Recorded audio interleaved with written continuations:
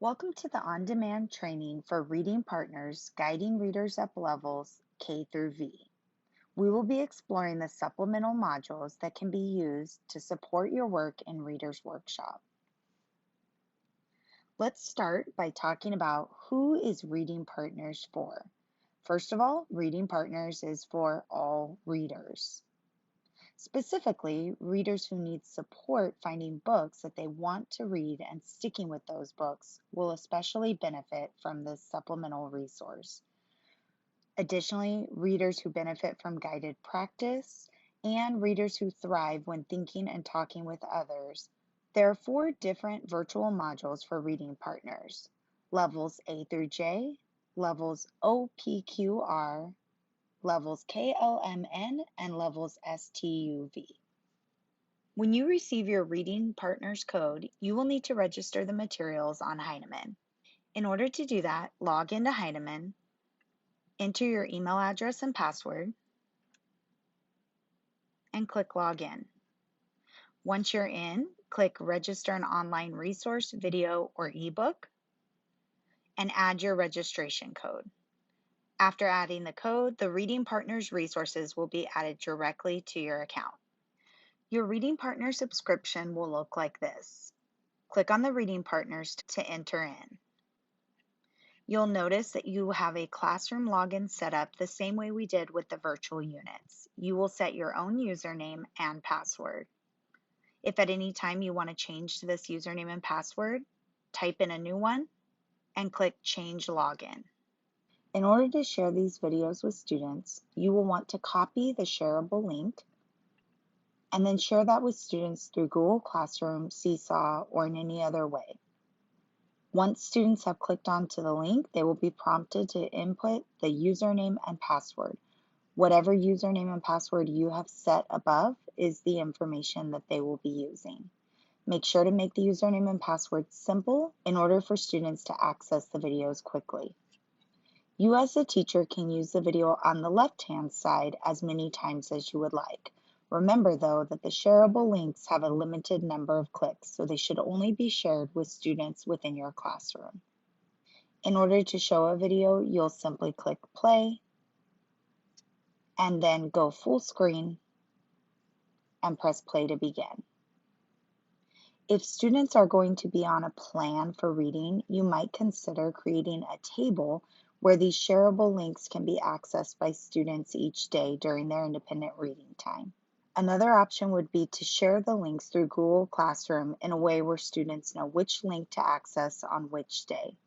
As you think about which routines will work best for your students, consider how you will share the links in order to make accessing the videos efficient. You'll notice that each level begins with a series buzz video and then moves into the student video. Again, as we mentioned before, it will depend on the level whether students will read one or more books from that series. During each book, students will go on a comprehension adventure. Students will be continuing through that same adventure throughout the entire band. So what is Reading Partners? It's a series of videos where staff developers become virtual reading partners with students. It's also an explicit pathway for students to practice the high leverage skills needed to read more complex texts. And lastly, it is a tool for connecting students to reading with engagement, volume, and targeted comprehension. So how does this work? Essentially, the TC coaches become the students' reading partners. The videos feature TC coaches who engage readers, give invitations to reflect, and feedback to support students in doing the work that the band of text complexity requires. The TC instructor acts as a proficient partner, coaching the reader in reading strategies and in places to stop and jot as they move across each book. There are 3 different bands for upper grades. The KLMN band has 70 student videos. The OPQR band has 24 student videos. And the STUV band has 16 student videos. You will notice that as the bands go up, there are fewer student videos. This is because the length of the books have increased and therefore students will spend more time independent reading, followed by reflecting through jotting. What can you expect to see in a Reading Partners module?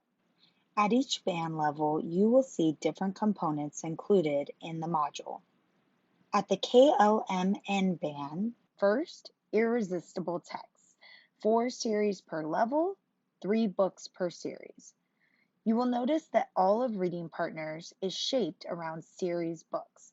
This is because we know that students that get hooked on a series are more likely to continue reading that series, increasing their engagement and volume. Second, the videos themselves are engaging. There are 48 Reading Partner videos, 16 series buzz videos, where the TC coach will introduce the series, and 6 word solving videos. Additionally, there's a slide deck of PDFs, 1 per book, 48 in total, that the teacher can use to support preparing the student as well as to share with the student to use while they are doing Reading Partners. In the OPQR band, you will find 2 series per levels and 2 books per series. There will be 16 Reading Partner videos and 8 series buzz videos. Again, a slide deck will be available for each book with 16 slide decks in total. At the band STUV, there will be 2 series per level, 1 book per series, 8 Reading Partner videos, 8 series buzz videos, and 1 slide deck per book for 8 in total.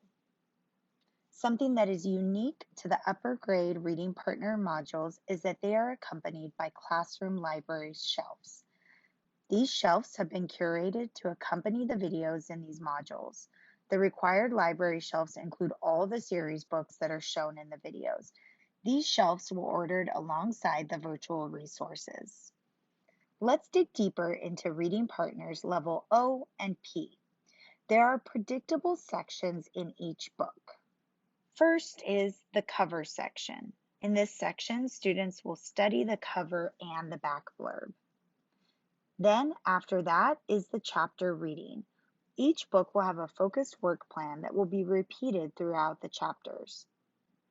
At times, students will be asked to cover one chapter, and at other times, they will read through a range of chapters. Some books with more chapters will also have a mid-book reflection. The end of book reflection is where students will gather their sticky notes that they have jotted throughout the book and make connections about lessons the character or the reader learned. At the end of each book, there will be a celebration and a decision time where students will determine whether they want to continue reading this series or begin a new one. For books in band STUV, all of the predictable sections will continue, but additionally, in some of the videos, you will find an introduction video. In this introduction video, students will gather background knowledge on historical events that connect with the series. While there are more chapters and more reading, as well as a mid-book reflection, the general structure remains the same. On the side of each video, you will find a table of contents that will include each of these sections. By clicking on a section, you can jump right to that part. After each section, the video will automatically pause. And to continue to the next section, the student or you, the teacher, will need to press play. In levels K through V, students will start off with a series buzz that will briefly introduce the characters in the story, share a short blurb about book 1, and share how many books will be in the series. Let's take a deeper look at levels K through L. On the left, you'll see the books that are included in the K through L band.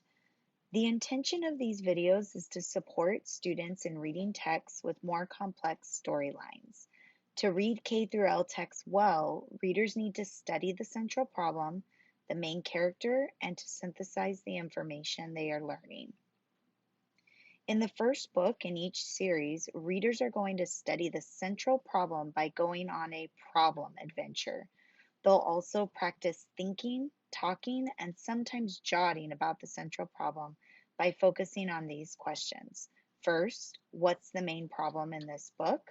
Second, is that problem getting worse, getting resolved, or staying the same? How do you know? At the end of the chapters, they will create a jot around one of these two questions. In the second book in each series, readers study the main character by going on a character adventure. They are guided to repeatedly practice thinking, talking, and sometimes jotting about the main character by focusing on these questions. Number one, what are the exact feelings the main character has and why? And number two, how are the characters' feelings changing across the story? What causes their feelings to change? In the third book in each series, readers will go on an orchestration adventure, synthesizing their study of the central problem with their study of the main character. They will be guided to repeatedly practice synthesis by focusing on both the problem adventure questions and the character adventure questions. In levels M and N, the intention of the videos is to support students in reading text with more complex storylines. In order to read MN text well, readers will need to determine and study the central problem, study and notice patterns in the main character's dialogue, reactions, actions, feelings, and thoughts, and to synthesize the information they are learning. In the first book in each series, readers will determine and study the central problem by going on a problem adventure.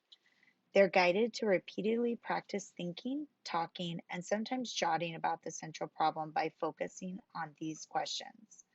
Number one, of all the problems in the book, which is the main problem? Number two, is that problem getting worse, getting better, or staying the same? And number three, how do you know? In the second book in each series, readers will study the main character by going on a character adventure. They will be guided to repeatedly practice thinking, talking, and sometimes jotting about the main character by focusing on these questions.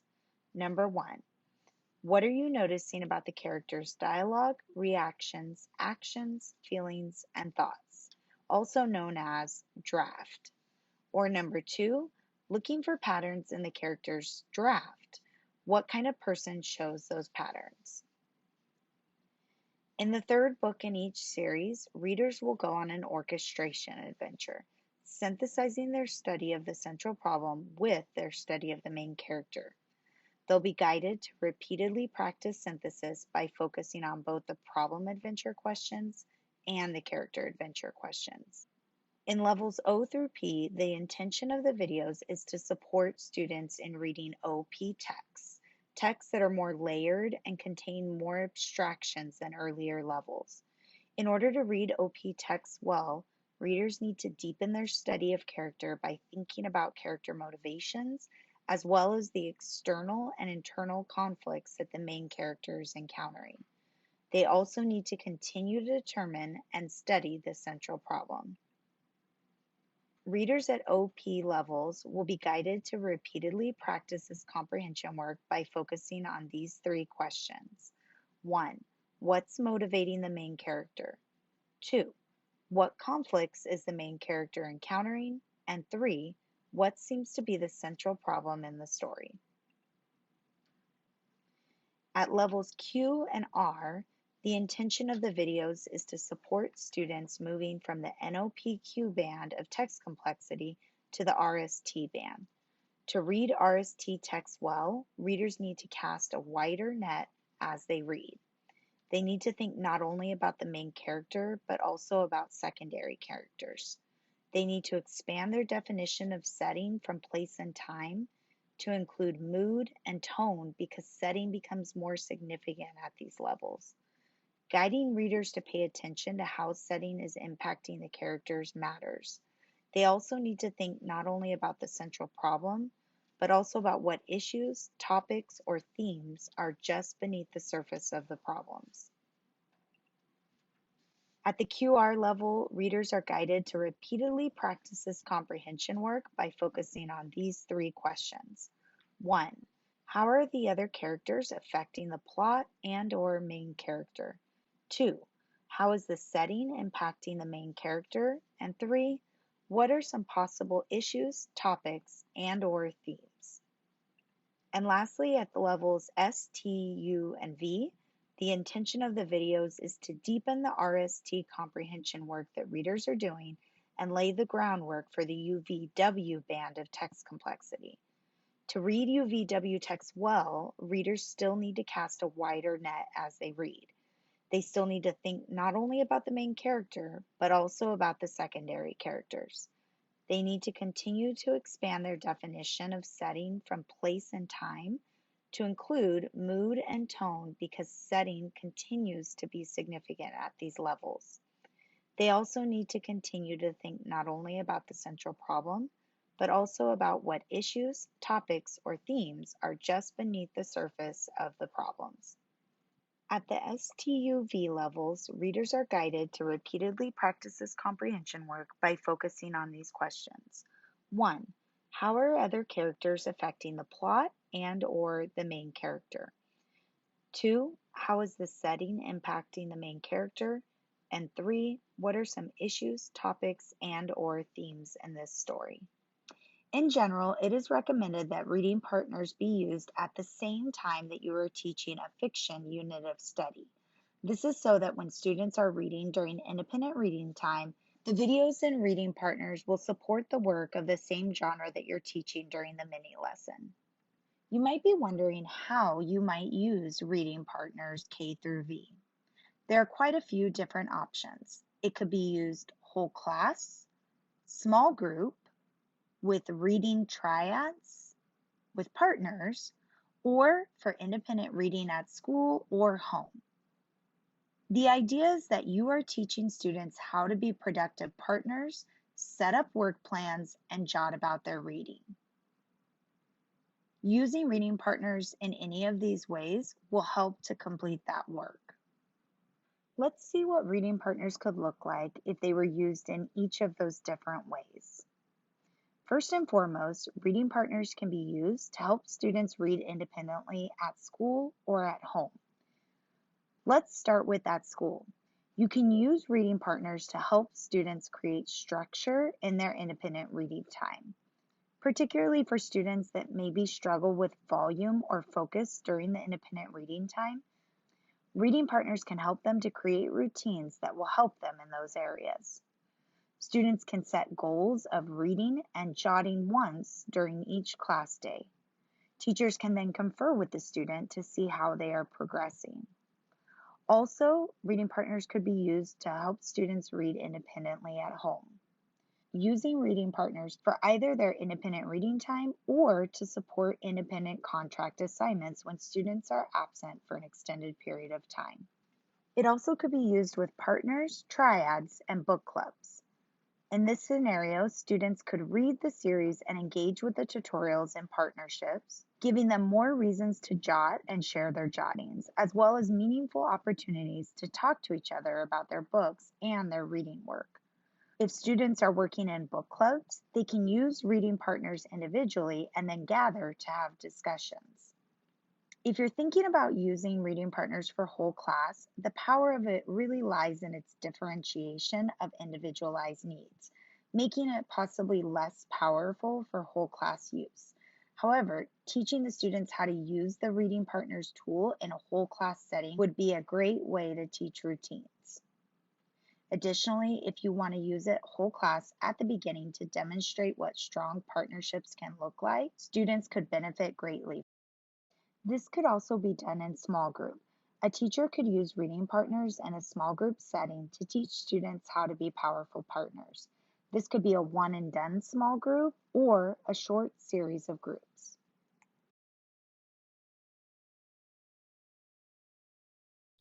Now we are going to watch a series buzz and a book one video of Zoe and Sassafras. As you're watching, ask yourself, what are the routines that my students would need in order to be able to do this work independently? Remember, in the series buzz, the staff developer will introduce the series. Once we go into book one, we will see that predictable format of going over the cover of the book, digging into the chapters, putting it all together at the end, and then doing a celebration and decision time. Let's go ahead and start with the series buzz. Hi readers, my name is Jenny, and I hope that you decide to go on a book adventure with me. The book I thought that we could read together is a series called Zoe and Sassafras by Asia Citro. And if you think that you like characters who are curious and who love animals, I think this might be the series for you. Let me tell you about the first book in this series, Zoe and Sassafras, Dragons and Marshmallows. Zoe, pretty early on in the story, learns that she has some magical powers and that she can help other magical creatures. But here's the thing, is that Zoe needs to learn to be independent when her mom has to go away. You see, Zoe and her cat Sassafras are the dynamic duo. So if you have a friend that is an animal that you call your best friend, you might like this series. If you're someone who loves science, you might also like this series. And if you're also someone who just loves helping others, this is the perfect series for you. I hope you'll not only join me in the first book, but also the second book, Zoe and Sassafras, Monsters and Mold. And the last book, Zoe and Sassafras, Mare Horses and Bubbles. So readers, I hope to see you soon. Happy reading. Now we will watch book 1 of the series, Zoe and Sassafras. In this book, students will be embarking on a problem adventure. Notice on the side that you have the table of contents where you can skip to different parts. Depending on the routines that you set, students will be able to skip to the section they are on by using the table of contents on the right-hand side. For the sake of our training, however, we will start at the beginning, watch a couple chapters, jump to the putting it all together section, and finish up with the celebration and decision section. Here we go. Hi there, readers. My name is Jenny. I'm super excited to jump in to this problem adventure with you. We're going to be a bit like reading partners today. And one thing that reading partners do is they can share book recommendations. Well, I have a really great recommendation for you. It's a series called Zoe and Sassafras by Asia Citro. Today, we're going to get to go on a problem adventure together. In the first book, Zoe and Sassafras, Dragons and Marshmallow. Since this is a problem adventure, we're going to be really focusing on learning as much as we can about the problem in this book. We're going to have a chance to talk to each other and check in as we read right here through the screen. Since we'll be a bit like partners, we'll have a few jobs. We'll check in with each other about the thinking that we're doing around the problem, and we'll be able to motivate each other and cheer each other on to keep reading. There are a few special things we'll focus on during our problem adventure. One thing we'll want to notice is of all the problems in the book, which one is the main problem? We know that sometimes there are minor problems, so we'll want to think about which one is the bigger problem, the main problem. We'll also want to pay close attention to whether the main problem is getting worse, getting better, or staying the same. And how do we know? This will help us to think deeply about the problem in Zoe and Sassafras, Dragons and Marshmallow. There's one more thing I want to show you, this sticky note, because one way we'll be thinking together is by doing some jotting, then comparing our jots. Anytime a sticky note comes up on the screen, you're going to want to hit pause, as this is the time that we'll do some reading, we'll do some jotting about what we're reading, and then we'll come back and press play. That means it's time for us to talk together. We'll get to be partners together. We'll talk about what happened in the story and especially the ways that we're seeing the problem getting better, getting worse, or staying the same. We'll use that time to get on the same page about what's going on in the book. Shall we get started?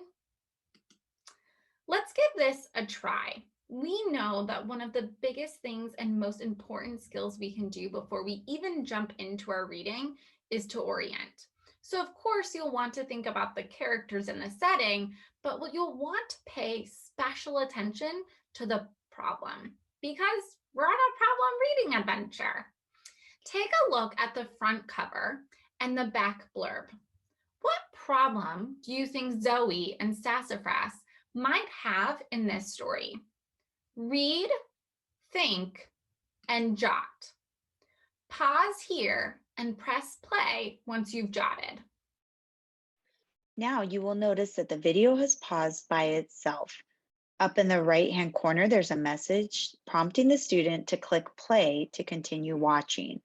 While the video is paused, the student would do the reading as well as the jotting work. This helps the student to automatically know that it's time to do some work. Once the student is done, they will click play and continue the story.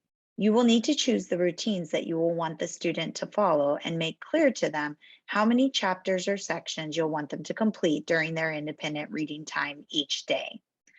Now we will click play and see as it continues through to the next chapter. Welcome back. You probably jotted something like this. One problem is that Zoe has to figure out what is wrong with the dragon. Maybe that's the main problem. Are you thinking what I'm thinking? If yours does not look similar to mine, you might want to pause again and go back to look at the front cover and reread the back cover. Go do that now if you need to.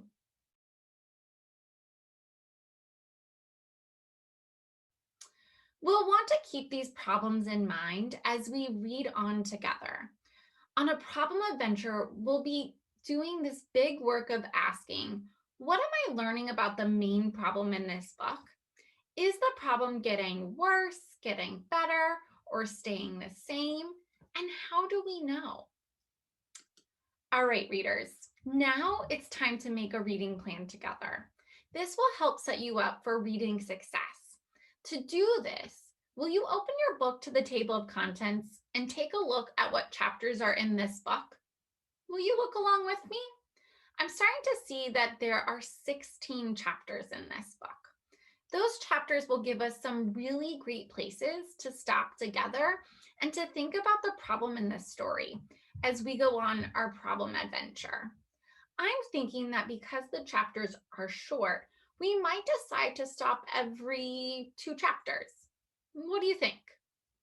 Great. You can expect that at the end of every 2 chapters, you'll do a bit of jotting and then come back so we can compare our jots.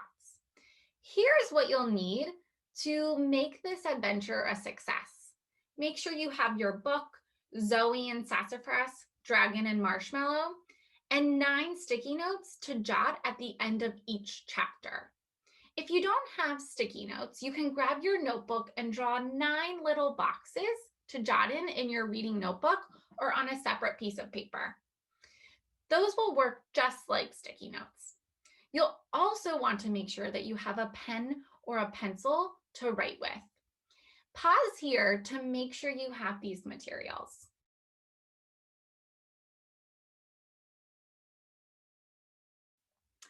All right, readers, it's time to get started, and you're in for such a treat.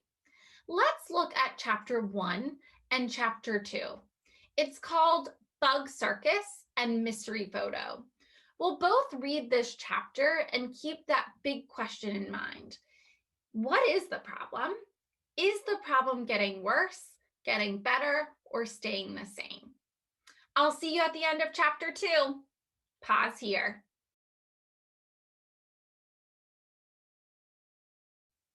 Hi, readers. I thought we could do our first jot together. Are you ready? So let's think about what we learned about the problem. Well, I was thinking that the main problem hasn't really showed up yet. Were you thinking the same thing too? Yeah. We learned that Zoe's mom is leaving for a week-long trip for work, and Zoe seems to be nervous about her mom leaving. So this kind of seems like a small problem, not the main problem. And this may contribute to the larger problem of having to take care of the dragon. We know she's going to have to do that from the back blurb.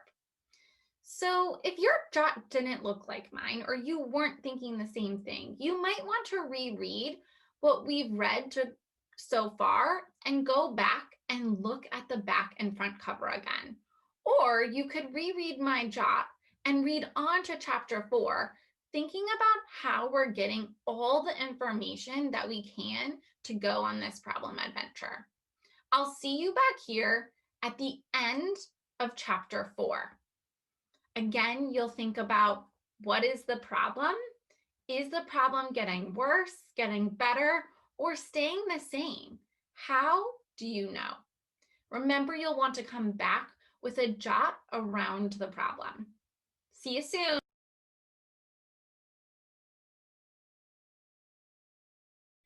Now we are going to skip forward to the end of the book where students will put their thinking together. We need to be thinking about putting all of our jots together and thinking about what we've learned about the problem across the entire book. The problem is resolved, and Zoe and Sassafras and her mom learn how to help Marshmallow and teach him how to fish, and they release him into the forest. So I'm going to think to myself, what do I learn, or what did I learn from this problem in this story? And what I learned is that Zoe and Sassafras learned that sometimes you have to try more than once to solve a problem. So you see, readers, the problems usually teach us something bigger about life. And that is, sometimes we'll have to try more than once to solve a problem. Do you agree?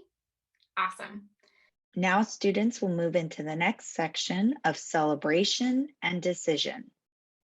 So readers, we have done it. We have finished the book. We have read 16 chapters, 96 pages, and 9 jots. It is time for a celebratory dance, whether it's dabbing, whether it's getting up and just celebrating. We have finished our book. But you see, readers, when we finish, readers don't just put it aside and do their dance. They put it aside, do their dance, and make a plan for the next book that they want to read. So you could read another book in the Zoe and Sassafras series. You could read another book in a different series like Lola Levine or Little Shack, or you could do the same adventure of the problem work, or you could do a new adventure like thinking about the characters. All right, readers, pause here, make a plan. All right, readers, it's time to go put that plan into action. Get yourself set up and happy reading.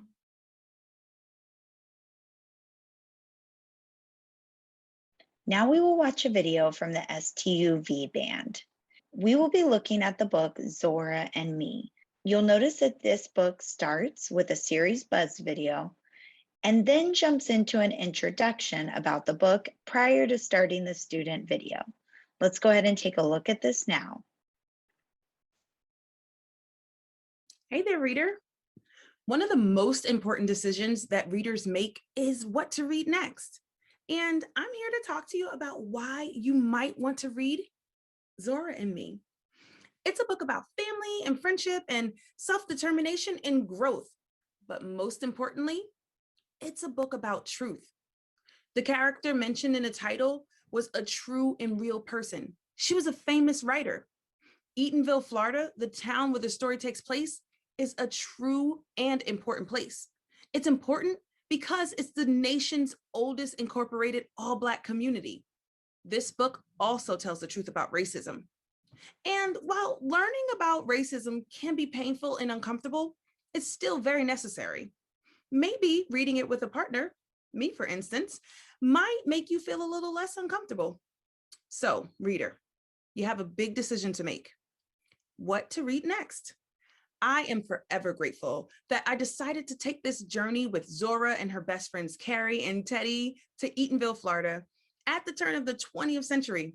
It wasn't an easy journey for me, but it was powerful and important. So good luck with your decision, reader. I hope we get to meet again as reading partners. Now we will watch the introduction. Hey there, reader. My name's Ria, and if you're here with me right now, it's probably because you decided to read this book, Zora and Me by Victoria Bond and T.R. Simon. Now, before we get started reading this book, I thought it would be smart if we learned a little bit about one of our main characters. One of our main characters is Zora. Zora is based on a real life author. This author's name is Zora Neale Hurston. Zora Neale Hurston was an amazing Black woman writer who made priceless contributions to American culture and American literature. Let's take a moment and learn a little bit more about Miss Zora Neale Hurston. Zora Neale Hurston was born in 1891 in Alabama, but she moved to Eatonville, Florida at a very young age, and she considered Eatonville her home. Let me tell you a little bit about Eatonville, Florida. Eatonville, Florida was a town sort of outside of Orlando, Florida, and it was the first Black town ever. It was owned completely by Black people. And during that time, this was unheard of. And so living there shaped Zora's life and made her a very, very confident, proud person, proud to be Black, proud to be a woman, proud to be a writer. And then in 1919, Zora entered college at Howard University, which is a historically Black university. And then later during the 1920s, Zora Neale Hurston moved to Harlem, New York, and she became a huge part of the Harlem Renaissance. She and many, many other writers and artists contributed to culture, American literature, in some of the most amazing ways during that time. Finally, in 1937, Zora Neale Hurston published one of her most famous writing pieces, Their Eyes Were Watching God. Wow, look at such a beautiful decorated life. Now, this is just a little tidbit. This is just getting us started. I certainly welcome you to do some more research about Miss Zora Neale Hurston. Readers, one more thing. This historical fiction text is set in Florida around 1895. During this time, racist laws and customs called Jim Crow laws were used to restrict the rights of Black people. In this time period in text, there are some heavy topics that come up. One topic is murder and the other is racism. Throughout this text, the author uses language that is authentic to the topics and the time period. This language might make you feel a little uncomfortable. I want you to know that that's okay. You might find it helpful to have a trusted adult on hand to talk to. You might also find it helpful to continue your learning about racism, Jim Crow, and Zora Neale Hurston. Feel free to use the resources that came along with this package. Okay, are you ready to read? I'll see you in the other video. And lastly, we will briefly look at the Zora and Me Book 1 student video. Hey there, reader. My name's Ria, and I'm really happy to see you today. Now, I got a pretty big question for you. Will you be my reading partner? Wait, before you answer, let me tell you a little bit about what it means to be a reading partner. Well, one thing that could be really helpful for us as reading partners is if we're reading the same book, and I've got this one. It's called Zora and Me, written by Victoria Bond and T.R. Simon. Another thing that we want to do as reading partners is read, think, and maybe even do some jotting together. Now, if we do this together, that'll help to push our ideas. I mean, you could share your thinking and I could share mine, and then we can see how our ideas grow. The last thing that we want to do, and this is the most important thing, is we'll encourage each other. Sometimes the pages can feel a little longer than other times, and sometimes the topics can feel a little heavy, but we'll be there for each other to encourage, to uplift, and to support. So what do you say? Will you be my reading partner? Thanks, reader. Okay, well, let's get to it. Now, before we get started reading this book, I thought it would be smart if we learned a little bit about one of our main characters. One of our main characters is Zora. Zora is based on a real life author. This author's name is Zora Neale Hurston. Zora Neale Hurston was an amazing Black woman writer who made priceless contributions to American culture and American literature. Let's take a moment and learn a little bit more about Miss Zora Neale Hurston. Zora Neale Hurston was born in 1891 in Alabama, but she moved to Eatonville, Florida at a very young age, and she considered Eatonville her home. Let me tell you a little bit about Eatonville, Florida. Eatonville, Florida was a town sort of outside of Orlando, Florida, and it was the first Black town ever. It was owned completely by Black people. And during that time, this was unheard of. And so living there shaped Zora's life and made her a very, very confident, proud person, proud to be Black, proud to be a woman, proud to be a writer. And then in 1919, Zora entered college at Howard University, which is a historically Black university. And then later during the 1920s, Zora Neale Hurston moved to Harlem, New York, and she became a huge part of the Harlem Renaissance. She and many, many other writers and artists contributed to culture, American literature, in some of the most amazing ways during that time. Finally, in 1937, Zora Neale Hurston published one of her most famous writing pieces, Their Eyes Were Watching God. Wow, look at such a beautiful decorated life. Now, this is just a little tidbit. This is just getting us started. I certainly welcome you to do some more research about Miss Zora Neale Hurston. Readers, one more thing. This historical fiction text is set in Florida around 1895. During this time, racist laws and customs called Jim Crow laws were used to restrict the rights of Black people.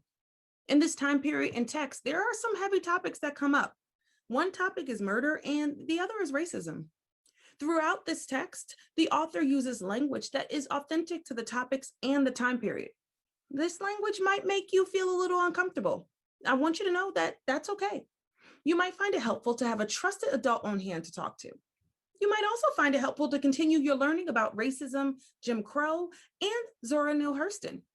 Feel free to use the resources that came along with this package. Okay, are you ready to read? Let's get started on this orchestration adventure that we're going to go on together. Now, during this orchestration adventure, we are going to practice some of our best thinking. Now, we're going to answer these 3 questions as we're reading through this text. The first question that we'll make sure that we're thinking about constantly is, how are the other characters affecting the plot and or main character? Then we'll ask, how does the setting, the place, time, mood, and tone affect the characters? Then we'll also ask, how are the topics, issues, and or themes in the story affecting the characters? Now, we'll want to keep track of this thinking. And so one way I'm thinking that could be really beneficial is if every time we see this sticky, we do this work where we click pause, and then we do some reading, and then we do some jotting, and then we click play, and we'll do some thinking together. Okay, so here's what we're going to need to go on this orchestration adventure together. We will need our buck, Zora and me. You'll need 8 sticky notes or a piece of paper or just somewhere where you can keep your thoughts. And if you're writing things down, then you'll need a pen or a pencil. Okay. You might want to take a moment, pause the video, get all of your materials together so that we're ready to do our best reading. I'll wait here. Okay, let's do it. Let's get started.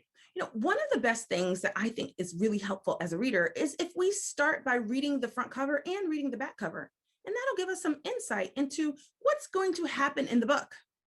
Why don't you take a moment, pause the video and read the front cover and then read the back cover and think, what's going to happen in the book? What's going on with the characters? What are the problems?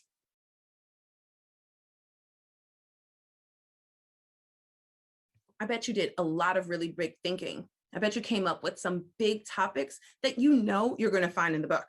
I mean, maybe you want to jot those things down so that we can keep track of those, because I think we're ready to get started with our reading. Now, I figured, like, as I was reading this, I started to read chapters 1 through 5, and I stopped at chapter 5 and did some jotting. Now, you might find it helpful to do some jotting before chapter 5. That's totally okay. I welcome you to do that. But as for me, I will see you at the end of chapter 5. Don't forget to do your reading and think about your characters, the setting, the topic, the issues, and do some jotting. Do you notice that little thing over there on the left side? That's our work plan. That'll always be there to help remind us of the work that we want to make sure that we're doing. Okay, are you ready to do some reading? All right, friend, I'll see you at the end of chapter 5.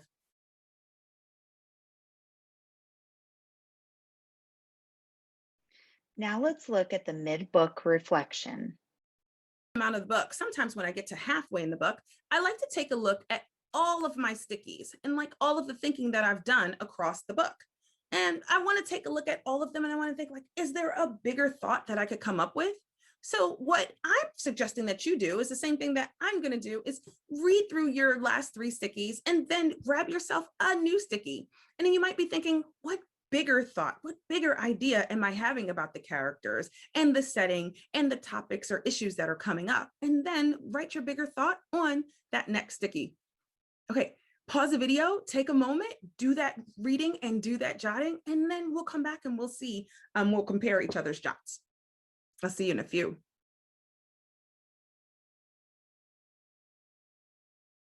In the next section, students will continue to work their way through the book.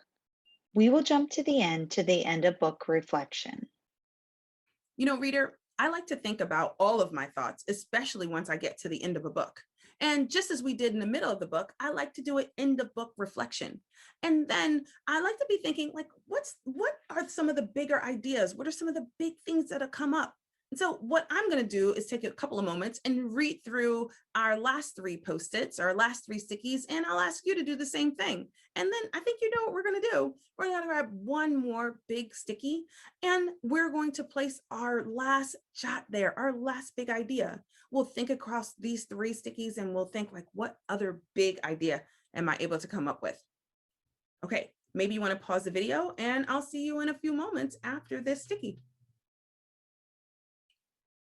Hey, let's share our stickies. Here's what I wrote. One of the biggest topics covered in this book is racism. The book shows how racism affects individuals, families, and communities. Because of racism, Gold couldn't accept herself for the Black woman she was. Families taught each other hard lessons about how to be Black and stay safe out in the world. Eatonville, while a community and safe space for Black people, still couldn't keep everyone safe from racism. I think one of the most important lessons the book teaches is to fight against racism. Seeking and exposing the truth can be liberating. What was your big thought? What were you thinking? How? You know, reader friend, I think there's one more thing that we need to do together. We need to celebrate. Yes. Oh my gosh. Are you excited about yourself? You just read 26 chapters plus the epilogue, 170 pages, and did at least 8 jots. That's pretty remarkable. Are you proud of yourself? I sure hope you are. Well, while that was a fun, amazing time that made me feel smarter as a reader and made me just feel smarter as a citizen, our reading isn't done. Our work is not done. We've got some decisions to make. What are you going to read next? Maybe you'll try another book in a different series. You could probably read the Mighty Muskrat series, and that's a mystery series. Or maybe you'll try another book from the Zora and Me series. But reader, whatever you decide to do as a reader, I know you're going to make reading the best it's ever been. Thanks for reading with me. I truly appreciate working with you. Reader, I hope you're proud of yourself as a reader. I'm certainly proud of you as my reading partner. Happy reading. Thanks. This is the end of our on-demand training. If you have any questions, please feel free to reach out to your literacy TOSA.